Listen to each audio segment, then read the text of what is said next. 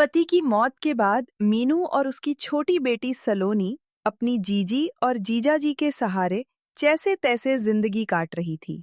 जीजाजी तो फिर भी ठीक थे, लेकिन जीजी ने तो मीनू को कभी इंसान ही नहीं समझा। सुबह से फर्श ही घिस रही है क्या? खाना कौन बनाएगा? तेरा मरा हुआ पति ऊपर से आकर। खाना मैं बना दूंगी जीजी, बस मेरे पति के बारे में ऐसा मत कहो। जीजाजी के दफ्तर जाने से पहले सब तैयार हो जाएगा। हम खाना तैयार हो जाएगा। आप ना दिन पर दिन कामचोर होती जा रही हो। अब ऐसा नहीं चलेगा, समझी? चल अब जल्दी से जाकर खाना तैयार करो। बेचारी मीनू खाना बनाने चली जाती है। उसकी जीजी हर रोज का काम बस उसी से लेती थी। ऐसे ही समय बीता और एक दिन लगातार काम करते करते मीनू की तबीयत बिगड़ जाती है। उसे तेज बुखार हो जाता है और उस दिन वो कमरे से बाहर नहीं निकल पाती। ये देख जीजी गुस्से में आ जाती है। ये क्या नौटंकी है मीनू? 9 बज गए हैं और अभी तक बिस्तर पर पड़ी है। आज काम नहीं करेगी क्या? नेहा, मेरी तबीयत बहुत खराब है, सिर फट रहा है, आज मुझसे काम नहीं हो पाएगा। वाह, खाने के वक्त तो कोई बीमारी नहीं होती, काम आते ही बुखार चढ़ जाता है। माँ बेटी को तकलीफ होती है। मेरे घर में मुफ्त की रोटियां तोड़ने को नहीं मिलेंगी, समझी? अपना बिस्तर उठाओ और दोनों माँ बेटी यहाँ से चलती बनो। जीजी उनके सामान की पोटली उठाकर फेंक देती है, साथ ही उन दोनों को घर से भी निकाल देती है। ऐसा मत करो जीजी, मेरी बेटी के बारे में तो सोचो। मैं यहाँ जितना काम करती हूँ उतना कहीं और करूँ तो 2 वक्त की रोटी मिल जाएगी।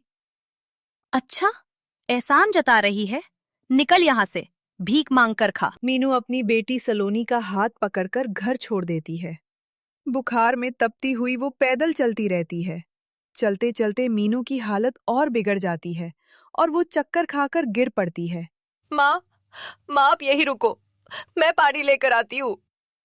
सलोनी पास की दुकान से एक बोतल में पानी भरकर लौटती है, लेकिन जब वो वापस आती है, वहां मीनू नहीं होती। माँ, आप मुझे छोड़कर कहाँ चली गई? मैं आपके बिना नहीं रह सकती।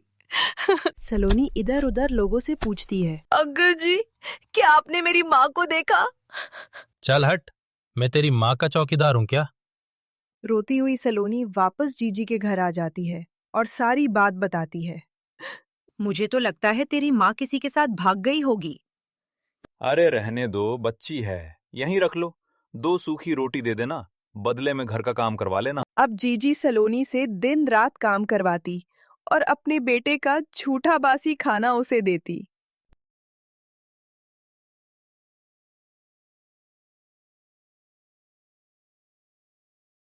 एक दिन जीजी का बेटा नमन जिद करता है। माँ, मुझे मैगी खानी है। स्कूल के पास एक ठेला है, बहुत टेस्टी मैगी मिलती है। अपने पति को फोन कर देती है। मैगी खाने का तो मेरा भी बड़ा मन है। शाम को सब ठेले पर जाते हैं। मौसी जी, मैं भी मैगी खाऊंगी। हाँ हाँ, जैसे तेरा बाप तो करोड़ों छोड़ गया है। चलने दो, इसे भी बच्ची है, इसका भी मन होगा। अब वो सभी उस ठेले पर मैगी खाने चले जाते हैं, जहां काफी लंबी भीड़ लगी हुई थी। अरे बाप रे, इतनी लंबी लाइन लगी है यहाँ तो। ऐसे में तो रात तक नंबर आएगा। ऐसा करते हैं, आज कहीं और से कुछ खा लेते हैं, यहाँ हम फिर किसी दिन आएंगे। वो लोग वहां से जाने लगते हैं, तभी कुछ ग्राहक आपस में बात करते हुए। गजब स्वाद है इस मैगी वाले के हाथों में। इतनी टेस्टी मैगी तो हमने आज तक नहीं खाई। ये सुनते ही जीजी के कान खड़े हो गए। क्या सचमुच में इतनी अच्छी मैगी है यहाँ की? अब तो हम खाकर ही जाएंगे। फिर काफी देर तक इंतजार भी करना पड़े तो कोई बात नहीं। अब वो भी ठेले पर नंबर लगाने के लिए खड़े हो जाते हैं। फिर जैसे ही उनका नंबर आता है तो ठेले पर खड़ी औरत को देख वो हैरान रह जाते हैं, क्योंकि वो और कोई नहीं बल्कि मीनू ही थी। मीनू को देखते ही सलोनी भागकर अपनी माँ के पास जाती है और उससे निपट जाती है। माँ, और तुम यहाँ कैसे? उस दिन तुम चक्कर खाकर गिर गई थी, फिर कहाँ गायब हो गई थी? मैंने तुम्हें कितना ढूंढा। बेटा, उस दिन मैं बेहोश पड़ी थी। भगवान जी से बस यही दुआ कर रही थी कि मेरी बच्ची अनाथ न हो। तभी बूढ़े बाबा ने मेरी मदद की दवाई दिलाई, अपने घर ले गए। उनकी कोई संतान नहीं थी। उन्होंने मुझे मैगी बनाना सिखाया और अपने साथ रख लिया। मीनू जी हमारे साथ चलिए, हम खुद का रेस्टोरेंट खोलेंगे।